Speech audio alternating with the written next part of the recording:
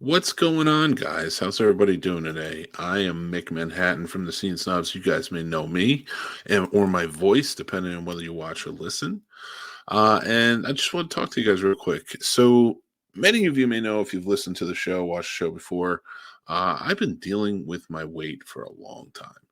I always grew up pretty thin, pretty in shape, played a lot of sports, things like that. And then after an accident years ago, I started putting on weight and it kind of got out of control. And like, I'm a big guy, I'm 6'8", and it hits hard, got a big belly, always trying to get rid of it. But never, I tried every diet, go to the gym, do what I got to do. But it just always seems to keep coming back. My weight keeps going back and forth, back and forth. Well, I have been trying something new, and actually, it's caused me to want to partner with them as well. I've been working on Noom, and so far, I've dropped about 10 pounds, and I'm feeling pretty good, and it's been helping quite a bit. And the reason being is Noom is very different. It's not really a diet. It helps you out. Like, they're not going to tell you, these foods are good, these foods are bad. Instead, they want to like give you knowledge and wisdom to help you make informed decisions about it. A couple of things I've actually been finding out is like I grew up with depression era grandparents who really were involved in our lives. You had to finish your plate. That's just kind of how it was. And I've still, even to this day, was always just finishing my plate. And like, no food goes to waste. Like, we got to do this. And, kind of always a philosophy of mine. And I never understood why. And another one was, whenever I'm sitting in front of the TV, I always feel like I have to snack. And it always came back to haunt me because I would just keep snacking and snacking.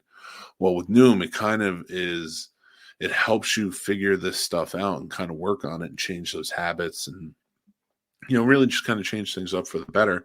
So that way it can help you change your lifestyle and, hopefully lose some weight and get healthier and look better and feel better. They have daily lessons, personal coaching sessions and support groups, tracking systems, which are really good, really helpful for me. I know tracking things is a big part of what I'm doing. And like I said, they aren't attacking food. They're not telling you this is good, this is bad, don't eat it, don't eat this, don't do that, eat this instead. They want you to really change the lifestyle within the things but it wants you to be happy doing it. So if you guys are interested, you should check out Noom. We are partnered with them now here on the Scene Snobs. You can go to thescenesnobs.com or our link tree or in the descriptions below. Make sure you check them out. Our affiliate link is there. Take the quiz, see what you got, and, nothing's, you don't have to sign up if you don't want to, but you can just check it out and see if you like it. I will tell you, I am enjoying it. Has changed a lot of things for me. But yeah. So, go check out Noom now. Again, partnered with the Scene Snobs. Check out our affiliate link on the site and let us know what you think. All right, everybody, let's start the show.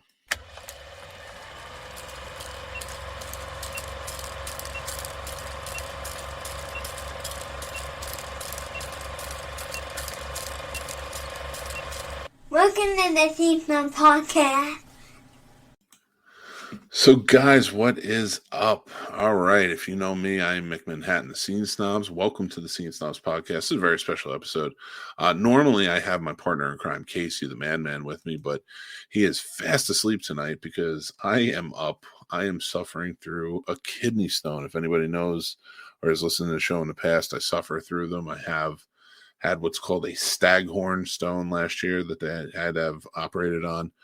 And so I just kind of suffer through kidney stones every once in a while, and that kind of keeps me up and keeps me going and awake.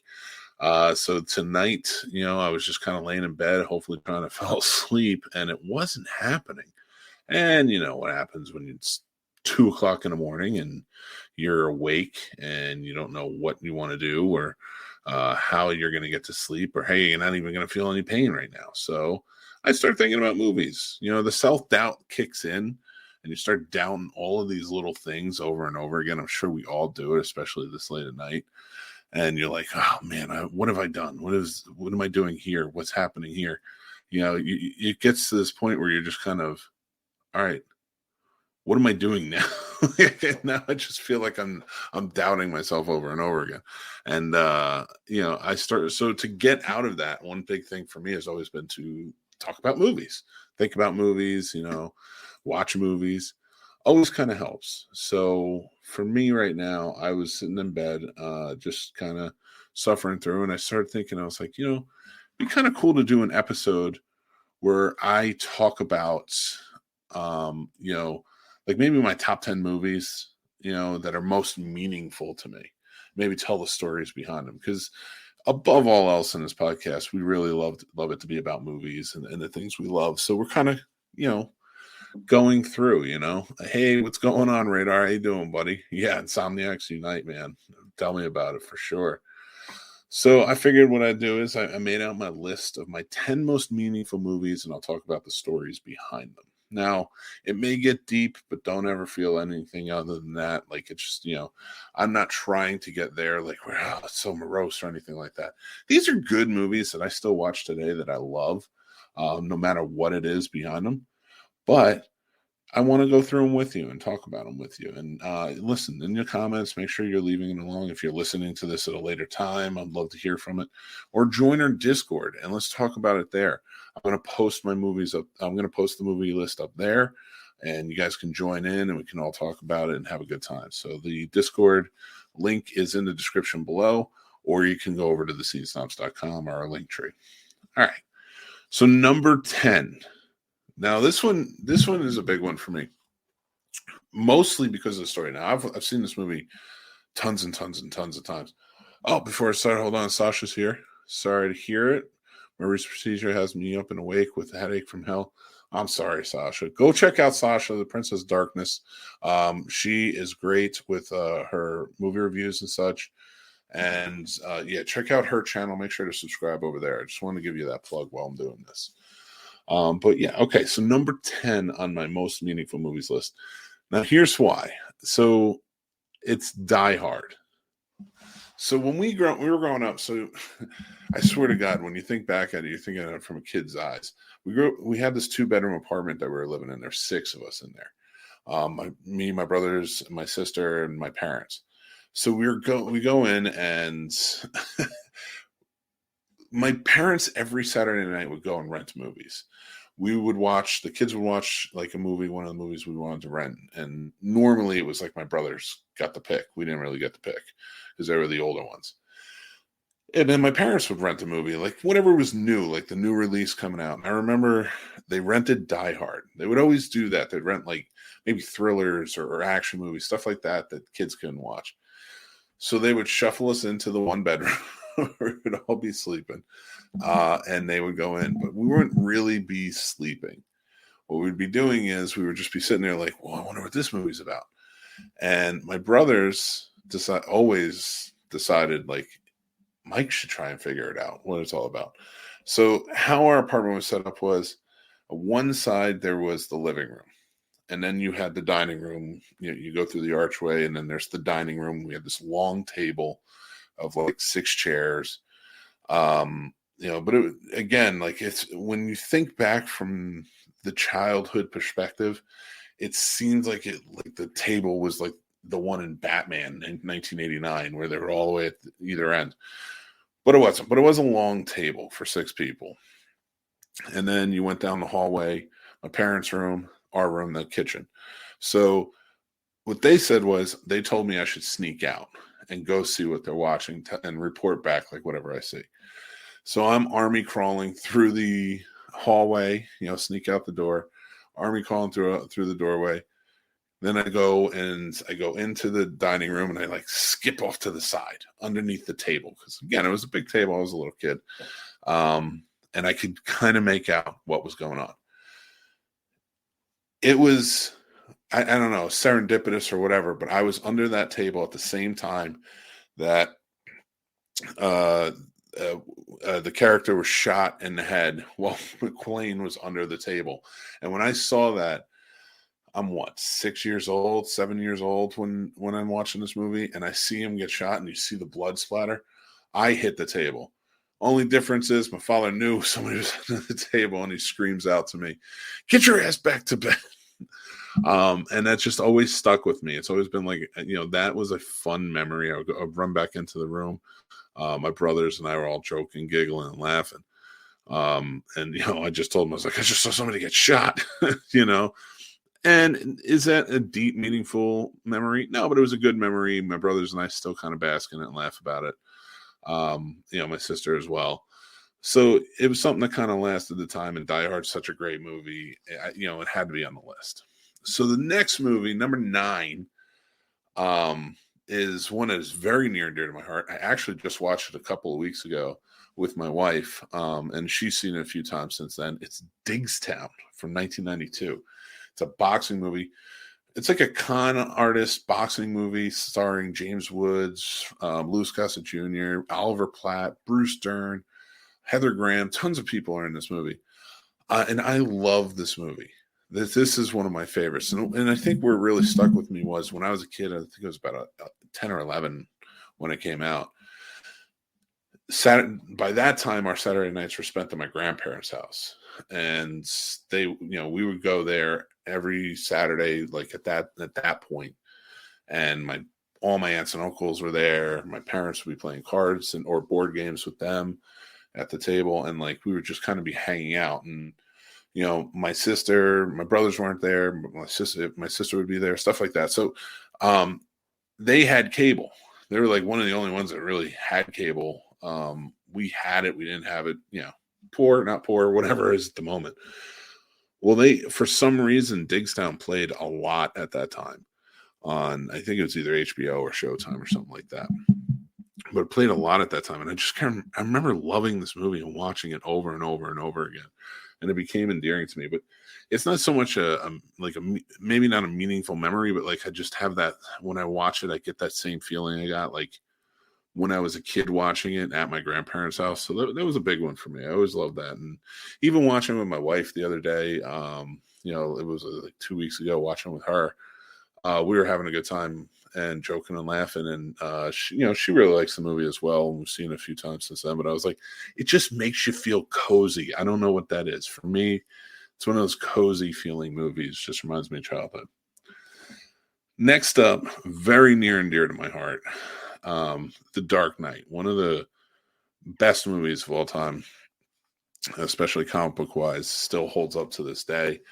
I can't even believe it's been like 14 years since it came out. It's crazy to me that it's been that long.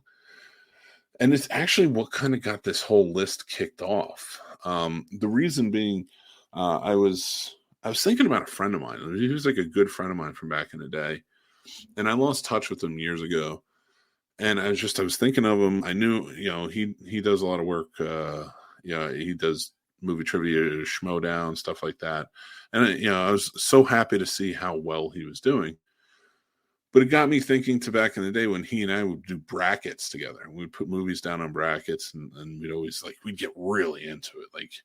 And we just always have a lot of fun with it. And so I thought about the comic book movie bracket we did years ago. Now I'm talking the newest movie on this was like Iron Man and Dark Knight. And we made the Dark Knight automatic winner. So it came down to Batman 89 and Iron Man to see who would win. And Batman 89 actually won that. We actually had to watch both those movies before we picked the number 2 spot because we could not decide. So it was just a fun memory, and it was cool because it kind of kicked off this whole thing. And, it was nice. All right. So next up on the list would be number 7, and that's Full Metal Jacket. All right. Why Full Metal Jacket? Full Metal Jacket is a movie I hadn't seen till I was 18, 19, maybe. And it was one of those movies. So I had seen it for the first time with my brother. My brother he joined the Marines in, I think it was 2000. It was either 2000 or 2001. It's been years now. He joined the Marines, and I remember he was my oldest brother. He was about 6 years older than me. And growing up, we were never really close. Like we were, but we weren't. Like he was so much older. Like it was just kind of like one of those things where don't worry, Radar. I'm not going to ruin it for you. And Sasha says, The Dark Knight is one of the rarest PSP video UMDs currently in my collection. Which one do you have? Like, is it just like the rare version of it? I might be lost on that one, but I'm a little thick in the head. So, but so with Full Metal Jacket, how that kind of came to be is he, we were never really that close. And then like we started getting a little bit closer right before he left for boot camp. And he wrote me, while I was at boot camp. And then when he came back, he really wanted to spend some time with me. I think it kind of put him into a new perspective of wanting to like, hang out with his, little brother. And he was like, I really want to watch this movie with you. And I don't think he had seen it yet either, or he might have. I'm not sure. I don't remember. But it was Full Metal Jacket. He's like, I really want to watch this with you because, it's made by Stanley Kubrick. And we watched this movie almost every time we got together for years. We would watch Full Metal Jacket. Now, it did not have the same effect for me that it did for him. He had more of the marine side. I had more of the filmmaking side, because I always wanted to be a filmmaker. So I was always like working on it and stuff like that. And it was just one of those things, like it meant so much to him, still means so much to him. He met Arlie Ermy when he was stationed down in Quantico. And he got his autograph on his cover, and and he would tell me about it. He's like, yeah, I met him. And, just because we connected on this movie so well. And what led to it is it still goes strong. So I live here in Winchester, Virginia. We have an Alamo Draft House, and they were doing a Matthew Modine weekend. This is in 2019, October 2019, when we first just kind of kicked off the Scene Snobs. And Matthew Modine was here, and he was like kind of just spending the weekends, introducing his movies, doing Q&As and stuff. And they showed a ton of his movies for that weekend. But one of the opening ones was Full Metal Jacket. I called my brother. I'm like, hey, man, let's go see it on the big screen. We've never seen it on the big screen. We got to check it out. So he comes out, because he lives about an hour or so away. And he comes out and he brings his cover with Arlie Ermy.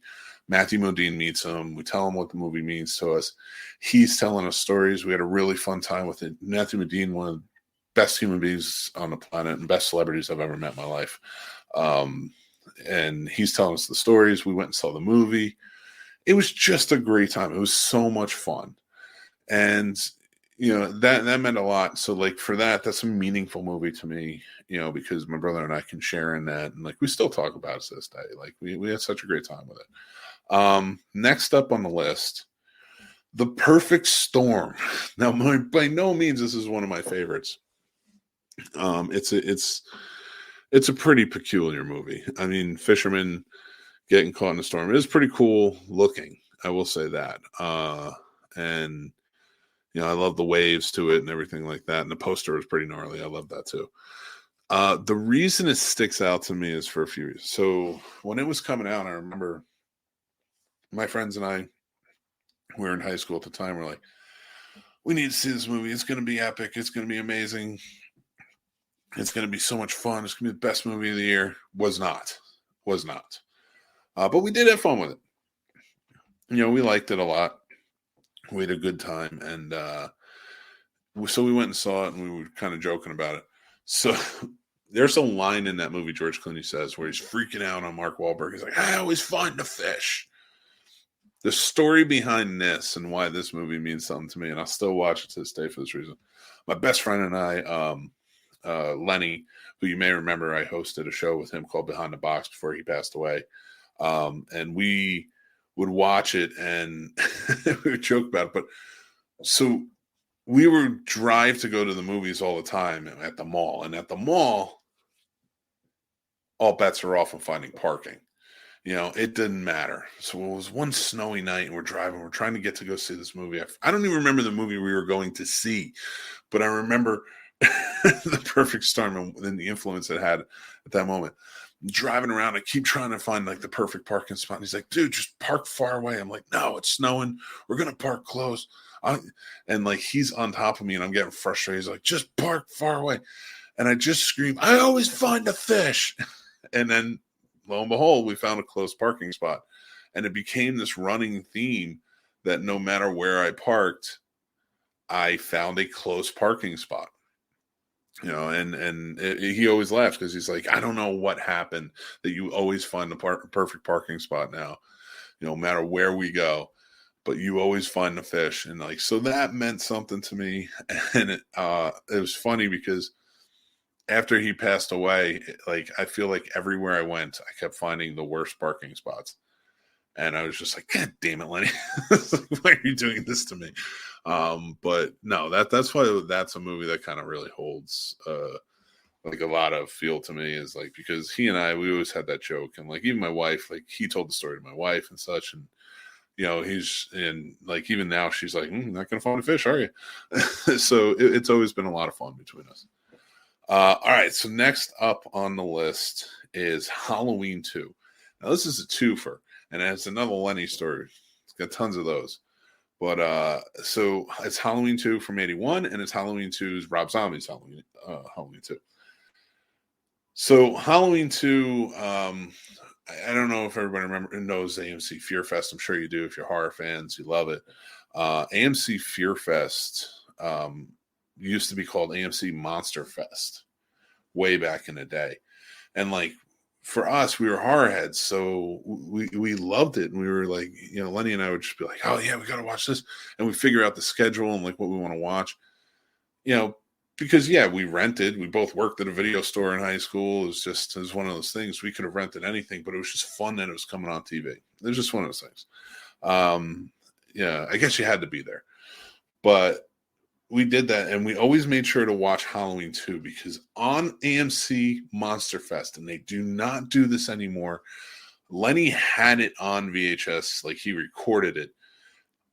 I think I need to ask his wife if she has it, because I need to rewatch this, because in the AMC Monster Fest, when you see us like Michael Myers standing there, and it's just his face, but it's kind of like blacked out. You just see kind of like the silhouette. It's a still photograph. It's a still photo. It's not motion. It's just a still photograph they put up for far too long, like 20 seconds. And then it moves and it goes into the next scene. And it's not in a regular version. It's not anywhere. It was only on AMC Monster Fest. They don't, that version they play now does not have it. But I know it was year after year we watched this. It was like for like 4 years we watched this, and that's why he recorded it, to make sure like we weren't going crazy. So fast forward, and we've seen every Halloween movie we could in theaters together. He and I were always about it. And the last one we saw in theaters was Halloween 2. From Rob Zombie, of course. So we had seen all these others, even when they were re-released or whatever, and we just went and we had a lot of fun with them. And we loved the Halloween movies, so we would always get into it. So before we went to see Halloween 2, the Rob Zombie version, I had worked on the Florida Film Festival, and I was a personal assistant to Malcolm McDowell, who was a guest in that year. It was 2007 or 8. It was one of those years. I think it was 2007. So I worked as a personal, just kind of like valet, just assistant, just kind of helping with everything, his autograph signing and stuff like that. Another one of the nicest human beings I've ever met, one of the kindest, soft-spoken, very sweet. He was completely awesome to me the entire time. He talked about whatever I wanted to talk about, like, because I would, of course, want to ask him about all his movies. And I really liked him as Loomis in the first Halloween movie. So the second Halloween movie is getting ready to come out. He kind of talked about it, things like that, but didn't really get too into it. So when we went to watch Halloween 2, we hated it. We hated the Halloween 2 version that Rob Zombie did. And we're watching how he's treating his assistant in the movie as Dr. Loomis, who's like the celebrity in it now. And like, I'm just like, I'm pissed, because I'm like, this is not who he is. Like, he's just a great actor. That's what he is. So I'm not really pissed, but you know what I mean? So we laughed and we joked about it, because he's like, that's how he was to you, isn't it? Lenny would keep saying, and I keep joking back with him. But no, like, that, I will say this, as having been his personal assistant at an affair like that, he was not that way at all. He was not a Loomis at all. So it was a lot of fun. Such says, Rob Zombie's 2 theatrical cut or director's cut? Because me, it's the director's cut, because the implications, Laura being the killer if Rob ever made in H3. I will say this, it was the theatrical cut because we saw it in theaters. I have seen a director's cut. Not a huge fan of that one either. But yeah, no, the theatrical cut is what I'm talking about, though. So that was like, so we hated that movie, but Halloween 2 always had like a special thing with us, and that was always a lot of fun. Next up on the list, so I think I'm at 1, 2, 3, 4, 5, 6. So I'm at 4. Number 4, Field of Dreams has taken on. Field of Dreams was a movie. So I've talked about it in the past. I've done some interviews and stuff like that, especially. Do not have a great relationship with my father. And, kind of grew up in an abusive type of household. I don't hate my father by any means or anything like that. And, I went and visited him a month ago, him, my mother and stuff like that. But there is no like real relationship there. And the reason I bring this up is because Field of Dreams, like anything with a dad when I was a kid always got to me, because like I never really had that connection, with it. So Field of Dreams is always a big one. I always hit hard. So it actually, the reason for me to put this on this list isn't even because of my relationship with my dad. It's because of my relationship with my sons now. It turned when I had sons. It really turned around for me, and there's a different feeling towards that movie, and what like I want my relationship to be with them, and I've watched the movie with them since then, and we've had a good time with it, and so it's definitely on this list because it has a very deep meaning to me, and like I told you guys, I'm not getting too deep. These are good memories, things like that. Nothing's flooding in or anything like that that's bad. So next up on the list, I'm going to go to number 3. It's a Wonderful Life. Here's where it gets pretty heavy, but just bear with me because it's a good story. So It's a Wonderful Life has kind of come in and out of my life. The themes in that movie have shined through on themes that I felt. And I love that movie. I truly do. It's my favorite Christmas movie. I watch it every year. And one Christmas, and I've talked about this openly, especially in interviews, stuff like that, and on the podcast and things. So one year, I was very down, I was very out, very depressed, dealing with my depression, my mental health, things like that. And it was not going well. I was not winning the fight. And I was set. I was ready to end it. I was ready to go. I know exactly how to do it. I'm not getting graphic or into that because that's not what this is. You can go back and find my story in the past. I get fully into it. And I was saved by my best friend, Lenny. Last minute, I don't know what it was. This guy called me and made me have to come out and meet him. And before anything, and I was just like, no, I'm just not into it, man. I'll talk to you tomorrow. Trying to push him off as much as possible. So he made me meet him. And again, the whole story is really great. He was a wonderful friend, and it was during Christmas time. And I was watching that movie before I decided to do it because I was not feeling like, all right, this isn't It's a Wonderful Life. It's just bad. But the movie did shine through because, my friendship with him.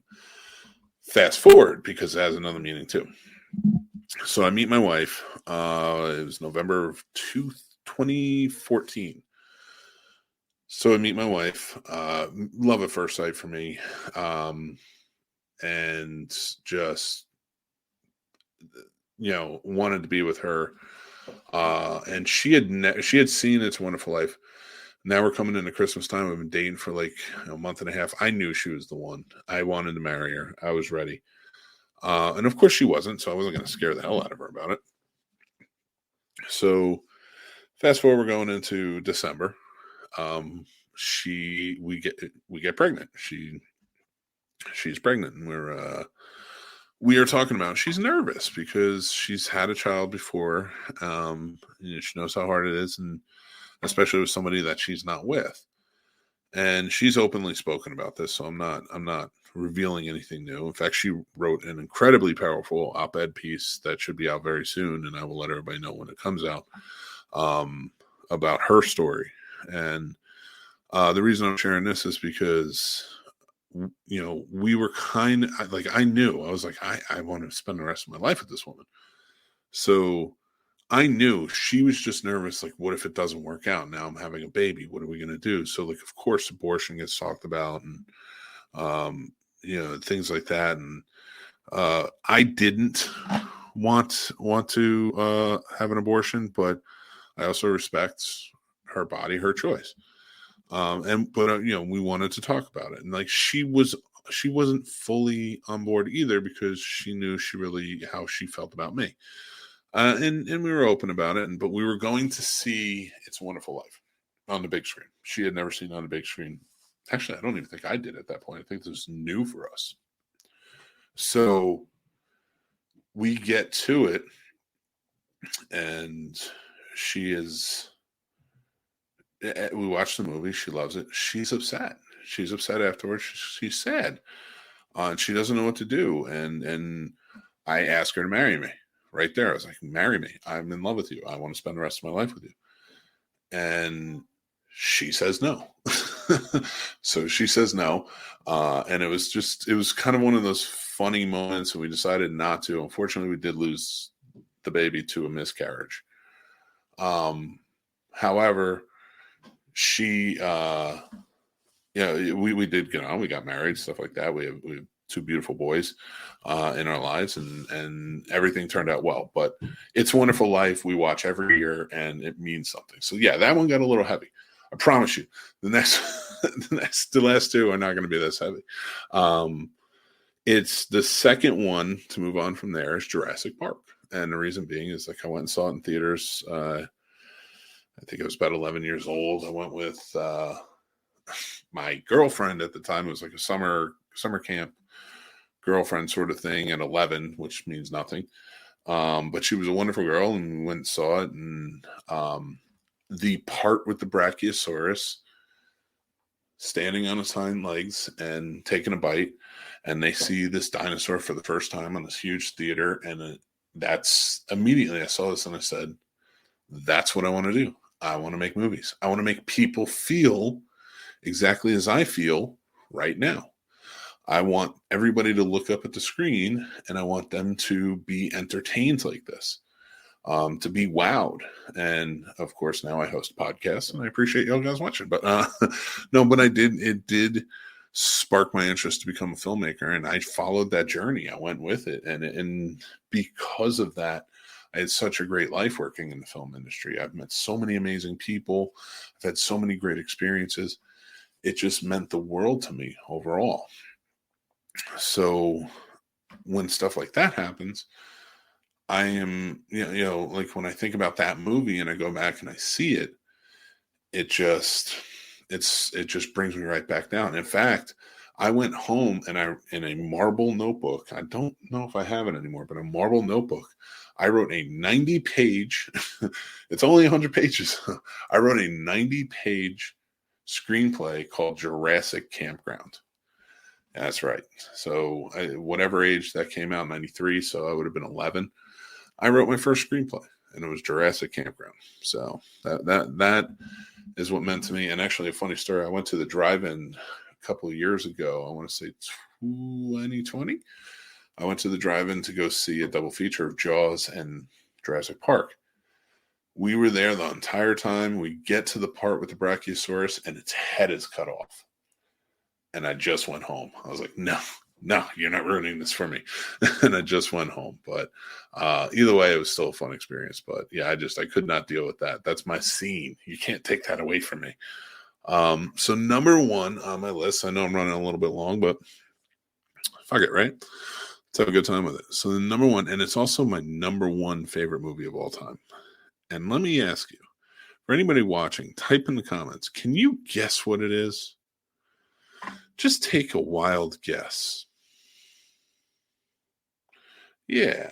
And if you're listening and you didn't see my head, nod towards the Back to the Future poster behind me, it's Back to the Future. It's my favorite movie of all time. It is probably my most nostalgic movie of all time. Every time I watch it, there's not a point where I don't watch this movie if it's on. I've never gotten tired of it. The first one is beautifully done. It's wonderful. Is it the perfect movie? No. But it is Truly fantastic. It is the epitome of what an adventure movie, action movie, comedy, all of those rolled into one should be. That's what other movies should strive to be, in my opinion. That first movie was just spectacular. And what the meaning for this behind me is, I've always watched this. I remember I had it on VHS, and I ran so many copies of the VHS to the ground. And it just, yeah, it is just one of those amazing things. And, to answer your question, Radar, I have the newspapers. So do I. They were pretty awesome. I actually I bought about 20 of them when they came out, because I was like, you never know. And I hung up like the fake posters, like the Jaws 19 poster they had, and a couple of the others. I have them off to the side, and then I have a few other things. But yeah, it's one of them. Sasha says, are you going to see the musical? I would like to. I'm probably not going to make it out until, maybe when it comes here eventually, hopefully. But my partner on Pulling Focus podcast, Brian, he was just out in London, and he saw it, and he said it was great. He said he'd have a great time with it. So I can't wait to check it out. I have seen this movie far too many times, probably way too much, but I absolutely love it. But I think it was one of those things that really grabbed. So like I said, I didn't have the greatest of childhoods. And sometimes people wish in their families things can change. And watching that movie was always kind of one of those things that was like, man, I really wish that things could change and like your parents be happier and this, that, and the other thing. So it always just meant something to me. I always just loved that movie. And one of the funny stories behind it, again, my buddy Lenny was there, and another friend of ours from high school was there. For our senior class trip, we all went down to Orlando. And basically how it worked was we were staying on the Disney property or whatever. I forget where we were staying, but one of the hotels they have there. And we were going to be going to the Disney park every day. But there was one day we were going to the Universal Studios. And they have two parks there. And we could either go to the new one or the old one. Now, all like the girlfriends and everything like that, and we're mad at the guys, and everybody was kind of arguing at that time, and everybody was upset. And I was just like, I'm going to the old park. Everybody wound up going to the new park. But Lenny and this guy, Ty, who we went to high school with, was like, we'll go to the old park with you. We were like the only ones that did. And we had the best time ever. Went on the Jaws ride, went on the Men in Black ride, did all this stuff. I had never been to Florida at that point. I had never been to Disney. I'd never been to Universal Studios. I've always wanted to go and do this stuff. I needed to see the car. I needed to see that DeLorean, the thing I had never seen in my life before in person, and I needed to see it. It was cool seeing the train, everything, but I was there to see the car. That was the whole point of why I was there, and I was going to Universal in the old lot, in the old park, and we get there, and it was in the back being washed that day. And I have seen it since then. I've seen versions of it to put together, but I had never seen that version. I wound up living in not in Universal Studios, but next to Universal Studios in Orlando when I went to college, and I still had never had a chance to go see it. So, but I had been on the ride, and it was a lot of fun. But yeah, that's my number one with a bullet. Back to the Future. One of my favorite movie of all time. But yeah, so guys, this has been my top 10 movies, most meaningful movies. Again, these aren't my top 10 movies of all time. These aren't even the top 10 movies I watched the most, or anything like that. But just my most meaningful movies. And if you guys like this, I might do more podcasts like this where I, really get into it and I break down movies and stuff like that I really loved and appreciated just for the podcast. But yeah, I know these are my top 10 most meaningful and the stories behind them. So hopefully you guys enjoyed that. If you guys are watching this, please give us a like on this video. Hit the subscribe button. It really helps us. We're almost at 1,000. Then we can start monetizing. It really goes a long way. If you're interested in joining the Discord, make sure to head over down in the descriptions below or on thescenesnobs.com. Join our Discord where the continuations kind of continue on there. If you are interested in becoming a Patreon member. We have a few out there now. It's a lot of fun, and we're going to be starting something new pretty soon for that. And it should, I'll unveil that when it comes, but we're talking about it now, and it should be a lot of fun to do there. Another perk, but we do monthly giveaways for one lucky Patreon member each month. Tons of other stuff. We have Plot Roast, which is a show where we, our patrons pick movies for us to watch, and then we watch them and then we roast them, and you guys can check it out over on our Patreon. But yeah, we do tons of other stuff too. So please check us out. Make sure you're following us. A very important thing, guys, if you're watching or listening, on the 22nd of this month, this Friday, starting at 12 p.m. Eastern, we are doing our third Fundathon. It's a 12-hour charity fundraising event called Casters for a Cause. We are raising money. We're going to have a GoFundMe put together that will be out on Friday morning, and it'll run through the weekend. You give money towards, and it's going to be towards two very popular charities that we believe in: Sandy Hook Promise and World Central Kitchen. So the proceeds will be split between those two and sent to them. They are not affiliated with it, but we're just doing it because they are charities that we really care about, and we care about what they're trying to do.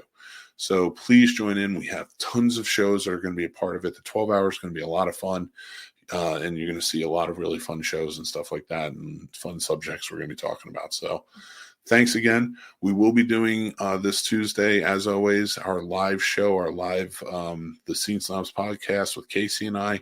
We're going to be talking sci-fi movies and TV shows that were kind of like lesser known that we loved when we were in the 80s and 90s. So really join in, have some fun with that. But I just want to say I appreciate you guys listening and talking. Thank you for hanging out with me while it was this late at night. And until next time, I am Mick Manhattan. This is the Scene Snobs Podcast, and I will talk to you guys soon. Take care.